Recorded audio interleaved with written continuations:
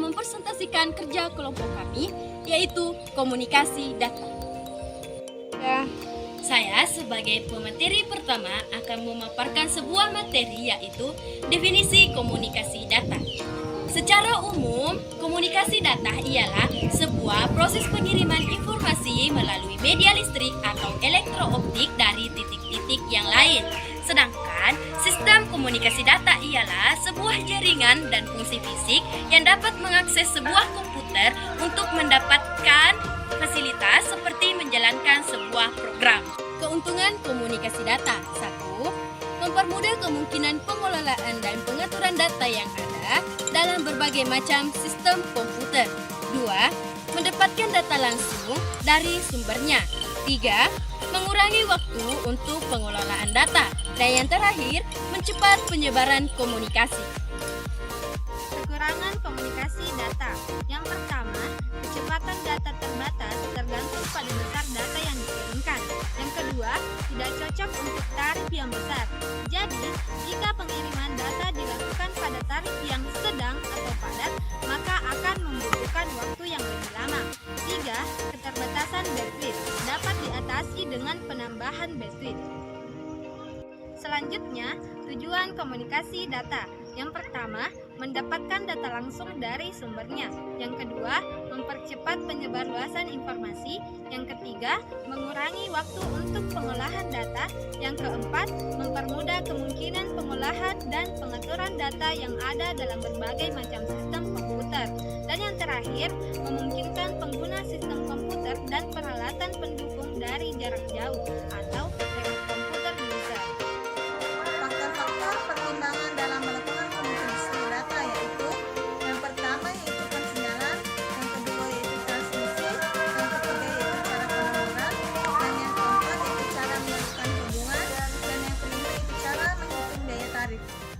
Selanjutnya yaitu dalam jaringan internet dikenal beberapa istilah. Beberapa diantaranya yaitu LAN, MAN, dan WAN. Adapun pengertian LAN yaitu Local Area Network adalah satu jaringan komputer yang hanya mencakup wilayah lokal saja, yang artinya jaringan ini hanya mencakup di daerah yang dilakukan oleh pengguna di daerah LAN. Selanjutnya yaitu MAN. MAN yaitu Metropolitan Area Network, adalah suatu jaringan komputer yang dapat mencakup area yang lebih luas dan menggunakan teknologi yang lebih canggih dari LAN. Dan yang terakhir yaitu WAN, Wide Area Network, adalah jaringan komputer yang luas cakupannya dapat mencapai satu negara bahkan benua, dan jaringan ini merupakan gabungan dari LAN dan MAN yang wilayahnya dipisahkan secara geografis. Ada dua model dalam komponen network. Yang pertama ada OSI atau Open Source Interconnection, yang dimana untuk memberikan model umum untuk jaringan komunikasi data. Selanjutnya ada TCP/IP yang digunakan secara konvensional dan digunakan oleh internet konvensional. Mode OSI terdiri dari 7 layer, yaitu yang pertama, physical layer, yang mengenai pengiriman bit-bit data melalui saluran komunikasi. Yang kedua, data link layer, menyediakan prosedur pengiriman data antar jaringan dan mendeteksi dan mengoneksi error. Yang ketiga, network layer, menentukan prosedur pengiriman data sekuensial dengan berbagai macam ukuran. Yang keempat, session layer, mengizinkan user-user yang menggunakan mesin yang berbeda untuk membuat dialog atau session di antara mereka. Yang kelima, presentation layer, mengatur tentang sintaks dan manipulasi data dan enskripsi dilakukan layer.